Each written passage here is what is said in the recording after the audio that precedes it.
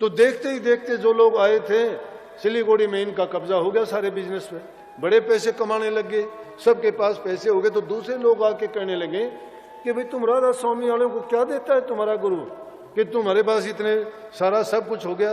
बोला कि हमें सब कुछ दे दिया, बोला तो फिर हम भी बनेगा। तो अब देखते हैं कि कितने वहां सत्संगी बन गए।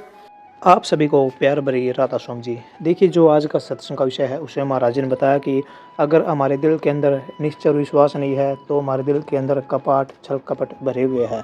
महाराज जी ने बताया कि जो इंसान गुरु की शिक्षा नहीं मानता वह इंसान बैल का बैल रहता है, वह इंसान कभी अपने जीवन में प्रगति नहीं कर सकता, कभी अपने जीवन को सफल नहीं बना सकता। और साथ ही महाराज जी ने बताया कि जो इंसान अपने जीवन में सच्चा नहीं बन सकता, जो इंसान अपने जीवन में सच्चाई को अपना नहीं सकता, वह व्यक्ति कभी किसी का नहीं हो सकता। हमें सर्वप्रथम गुरु का होना चाहिए, हमें गुरु के बताए गए रास्तों पर चलना चाहिए और अपने परिवार में सुख शांति रखनी चाहिए, दूसरों का भला करना चाहिए, जिससे हमारा जीवन है सार्थक बन सके। तो चलिए आपका कीमती सम्मिलित सत्संग को शुरू करते हैं। कृपया सत्संग को पूरा सुनकर पुण्य भागीदार अवश्य बनिए। राधा स्वामी। गुरु की शरण में जाने से ये जीव पवित्र हो जाता है। बिना गुरु की शरण के तो चाहे राम कृष्ण या 10 अवतार भी जो आए उन्होंने भी गुरु की शरण लेनी पड़ी और बिना गुरु की शरण के आज तक किसी का कल्याण नहीं हुआ। तो हमारी उम्र की गिनती नहीं होनी चाहिए, हमारी गिनती तो अच्छे काम करने से शुरू होनी चाहिए कि हमने अच्छे काम कितने किए हैं, लेकिन वो काम करके भी किस प्रकार से, उस काम करके भी उस काम को भूल जाना चाहिए। नेकी करके उसको कभी दिमाग में नहीं रखना चाहिए, उसके बदले में कोई अपेक्षा नहीं करनी चाहिए। अगर आप किसी भी प्रकार की किसी से अपेक्षा करने लग जाओगे तो दुख का कारण हो जाएगा वो। क्यों अपेक्षाएं इंसान को ये दिल से एक प्रकार का भूखा बना देती है, उसको इस चीज की तड़फ लगती है कि मुझे कोई सम्मान दे, मुझे कोई इज्जत दे, मेरे से कोई मेरा हाल चाल पूछे। ये हम अपेक्षा करते हैं किसी से अपेक्षा करते हैं कि ये मेरी सेवा करे। लेकिन अपेक्षा जब नहीं करोगे किसी से, अगर वो नहीं करता है तो आपको कष्ट नहीं होगा। अगर हमने अपेक्षाओं को जगह दे दी अपने हृदय में तो फिर समझो कि हम अगले से ये चाहेंगे कि हम हमारी सेवा भी करें, हमारी इज्जत सम्मान भी करें, हमारे से प्यार से भी बोले। अगर उनमें से कोई भी एक चीज नहीं होती है तो हमें उससे फिर कष्ट होना शुरू होता है। संतों की भाषा है कि तुम उन मालिक के प्रति अपने आप को समर्पण कर दो। जब अपने आप को उसको सौंप दोगे तो ना मान की जरूरत है, ना सम्मान की जरूरत है, ना अपेक्षा रहती है, ना इच्छाएं रहती हैं, ना तृष्णाएं रहती हैं, ना वासनाओं के गुलाम बनते हैं। परंतु हम तो सोचते हैं गुरु के पास चले गए, नाम हमने ले लिया और हमारा कल्याण हो जाएगा। इस तरह से कल्याण नहीं होता। कल्याण होने का तो जब तक आप तीनों प्रकार से पाक साफ और पवित्र नहीं हो जाते तब तक समझो कि हमने नाम लिया ही नहीं और उस नाम की पैड़ी पर भी नहीं चढ़ सकते। कबीर साहब कहते हैं ऊंची पैड़ी नाम की गुरु चढ़ सके ना कोई, उस पैड़ी पर वो चढ़ेंगे धड़ पे शीश ना हो। धड़ पे शीश होने का मतलब जिस इंसान को अहंकार ना हो। धड़ पे शीश होने का मतलब जिसने अपना सर्वस्व न्यौछावर कर दिया हो। लेकिन बात बड़ी कठिन है, कहना बड़ा सरल है। गुरु के पास जाओगे, गुरु हर प्रकार से तुम्हारी जो अहंता है, अहंकार है, तुम्हारे मन के अंदर बसी हुई वासनाएं हैं, उनको निकालने की जब कोशिश करता है दुख होता है। क्योंकि हम उसको सुन नहीं पाते, सहन नहीं कर पाते, हमें ठेस लगती है। कभी हमारी इज्जत को ठेस लगती है, कभी हमारे मान सम्मान को ठेस लगती है। हम कुछ का कुछ सोचते हैं, लेकिन ये चीजें दुनियादारी की हैं। गुरु तो कहता है कि 2 पैसे का मटका लेते हो, उसको भी आप बजा के लेते हो। अगर वो मटका सही नहीं है तो 2 पैसे का ही है, 2 रुपए का, 10 रुपए का, 100 का होगा, लेकिन उसकी कोई कीमत नहीं। परंतु गुरु की शरण में जब जाते हो तो गुरु भी आपको निरख परख करके ही लेगा। और उस निरख परख करते हुए आप शिकायत करोगे कि मेरे साथ ये सलूक क्यों हुआ, तो समझो कि भक्ति के मार्ग में हम सफल नहीं हो सकते। अगर सच्चे मन से चाहते हो कि अपना मनुष्य का जीवन आपको मिला है और उस जीवन को आप सफल करना चाहते हो तो सबसे पहली बात है कि आदमी अच्छे गुणों को अपने अंदर लेके आए और अच्छे गुणों को पाके जिसके पास अच्छे गुण हैं, जो चरित्रवान है, जिसके संस्कार अच्छे हैं और जो अच्छे परिवार से आए हैं, वही गुरु की शरण में जाके टिक सकते हैं।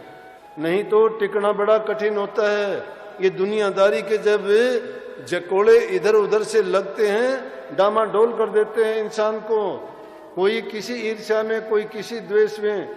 ये जब सही रास्ते पे चलते हो ना, ये नहीं रहने देते इंसान को ठिकाने पर। कोई अपने लालच के लिए आता है, कोई स्वार्थ के लिए आता है, वो सिर्फ अपना ही हित खोजते हैं। उनको ना भक्ति से कोई मतलब होता है, ना गुरु से कोई मतलब होता है, ना नाम से कोई मतलब होता है। इतने इतने दिन नाम लिए हो जाता है, बदलाव नहीं देखते हैं। बदलाव ना होने का कारण क्या है कि गुरु के वचन की पालना नहीं है। क्यों स्वामी जी महाराज ने पूरा जोर लगाया? वो कहते प्रथम सीढ़ी है गुरु भक्ति। गुरु भक्ति है क्या? गुरु भक्ति यही तो है कि गुरु के वचन की पालना करना। गुरु का वचन क्या है? गुरु कहता है कि आप पवित्र बनो, ये गुरु भक्ति है। गुरु भक्ति ये नहीं है कि गुरु के पैर दबाओ, गुरु को नोट चढ़ाओ, गुरु को तुम बड़े बड़े कीमती तोहफे लेके जाओ। क्या करेगा गुरु उन तोहफों का? कितने तोहफे प्रयोग में लाएगा, कितने कपड़े पहन लेगा, कितने नई जूते पहन लेगा, कितने ताज मुकुट बांध लेगा, कितने पैसे अपने लिए खर्च कर लेगा। गुरु जो चाहता है वो करने की कोशिश करो। गुरु किसी के धन का भूखा नहीं है। गुरु आपसे अपेक्षा करता है कि आप नेक इंसान बनो, आप नेकी के रास्ते पे चल के अपने जीवन को भी ऊंचा बनाओ और जिनसे आपका संबंध जुड़ा है उन लोगों के लिए आप सुख का कारण बनो। जिस इंसान की जिंदगी में सुख नहीं है, शांति नहीं है, संतोष नहीं है, वो इंसान आगे नहीं बढ़ सकता। घरों में प्यार नहीं है, पति पत्नी का झगड़ा रहता है, सास बहू का झगड़ा रहता है, भाई भाई का झगड़ा रहता है। ये है हमारा देश जो धर्म के सिलसिले में पूरी दुनिया में जो सिरमौर कहा जाता है, आज उसी देश में भाई भाई का गला काटता है, बेटे और पिता का झगड़ा रहता है, सास बहू का, माँ बेटी का। क्यों ऐसा हुआ? संस्कारों की कमी के कारण। इतने धर्म हैं, इतने गुरु हैं, इतने प्रचार होते हैं, फिर भी क्यों नहीं अमल नहीं करते? सुनते हैं पर गुणते नहीं हैं, सुनते हैं पर मानते नहीं हैं। अमल करना बड़ा कठिन है। सुनने के लिए सब बहुत हैं, पर उपदेश कुशल बहुतेरे। दूसरे को उपदेश करने के लिए बहुत हैं।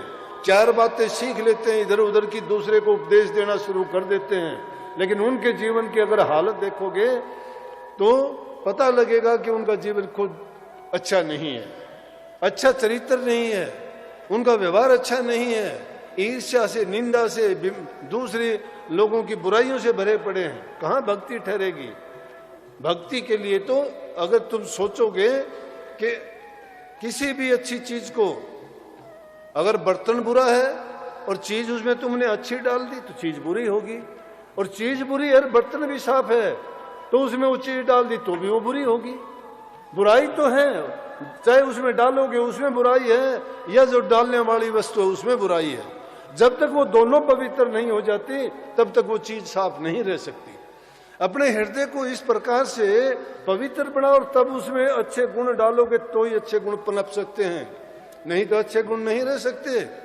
हम तो दो बात अगर की होगी थोड़ी, अहंकार में बड़े वो हो जाते हैं, मेरा ये है, मैंने वो कर दिया, मैंने वो कर दिया। अरे क्या कर दिया? कुछ नहीं किया हमने। अपनी औकात का जब पता लगता है, कहने की बातें सुनते हो ना कि जब इंसान को अपने से बड़ी चीज दिखाई देती है फिर औकात का उसको पता लग जाता है। अगर सच्चा हो कि ये इंसान, सबसे बड़ी इसमें यही मूर्खता है इंसान की कि इस वहम में आ जाता है कि मैं सब कुछ जानता हूँ, मैं सब कुछ करता हूँ, मैं बुद्धिमान बहुत हूँ और लोग बेवकूफ़ हैं, मेरे पास धन है, ताकत है, ऊंचा पद है, मैं ये हूँ, मैं वो हूँ। कुछ भी नहीं है। जब तक ये मैं इंसान में रहती है तो इंसान को गिरा देती है। जब तक ये मैं है नहीं, मैं को खत्म करके सिर्फ एक मालिक का नाम याद रखो, मालिक को समर्पित करते चलो जो भी है। संतों से कभी सुना आपने मैंने ये कर दिया? संत करके भी कहते हैं कि सतगुरु ने किया, मालिक ने किया, क्योंकि उसमें अहंकार नहीं आता। वैसा करने से वो अपने सिर भार नहीं रखते कोई भी, क्योंकि अगर ऐसा करते करते, दुनियादारी के लोग तो ऐसे हैं कि वो घेर लेंगे उसको, क्योंकि उनको अपना स्वार्थ लगा है, किसी को किसी बात का, किसी को किसी बात का। वो तो ये चाहते हैं कि हमारी सब प्रकार की जो जरूरतें हैं वो पूरी हो जाएं। हम संतों के पास अगर संसार की चीजों को लेके जाएंगे तो संत सत्संग हमारे लिए संसार बन जाएगा। अगर संतों के पास हम भक्ति के लिए, नाम के लिए जाएंगे तो वही सत्संग हमारे लिए हमारा कल्याण का साधन बन जाएगा। इसलिए संसार की चीजें लेके संतों के पास जाते हैं, लेकिन ये नहीं कहता कि ना जाओ। अरे जाओ तो, लेकिन ये सोच के जाओ अगर भक्ति कमाना चाहते हो तो संसारी चीजें अपने आप पूरी होती चली जाएंगी।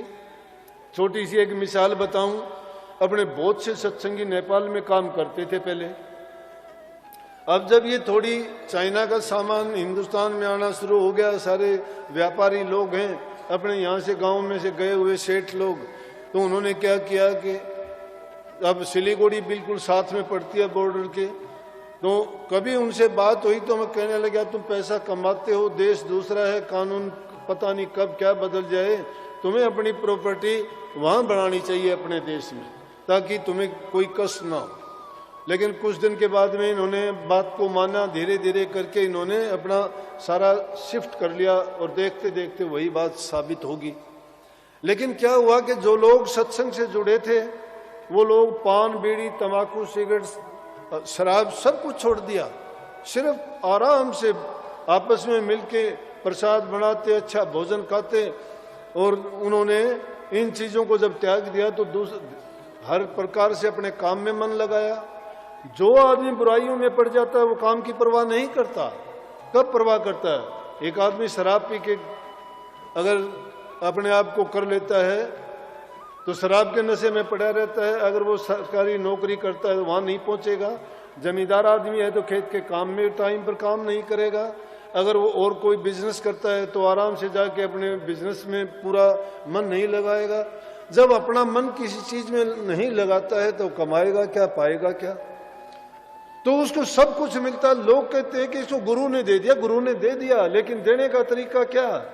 गुरु उनको नोटों की थैली नहीं देता, गुरु उनको ज्ञान देता है। उस ज्ञान को अपनाने से ये गुरु भक्ति है। उसको जो अपना लेता है उसका सारा काम सही हो जाता है। तो देखते ही देखते जो लोग आए थे सिलीगुड़ी में, इनका कब्जा हो गया सारे बिजनेस में, बड़े पैसे कमाने लगे, सबके पास पैसे हो गए। तो दूसरे लोग आके कहने लगे कि भाई तुम राधा स्वामी वालों को क्या देता है तुम्हारा गुरु कि तुम्हारे पास इतने सारा सब कुछ हो गया? बोला कि हमें सब कुछ दे दिया। बोला तो फिर हम भी बनेंगे। तो अब देखते हैं कि कितने वहां सत्संगी बन गए।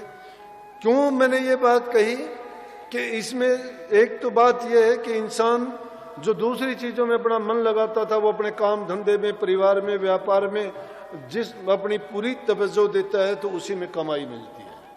अगर इसी तवज्जो को इसी प्रकार से संसार की तरफ से छोड़ के भक्ति में भी हम लगा देंगे तो वो संसारी काम भी अपने आप पूरे होते चले जाएंगे। भक्ति का काम भी आपका मन हर चीज में रुचि करके लगेगा।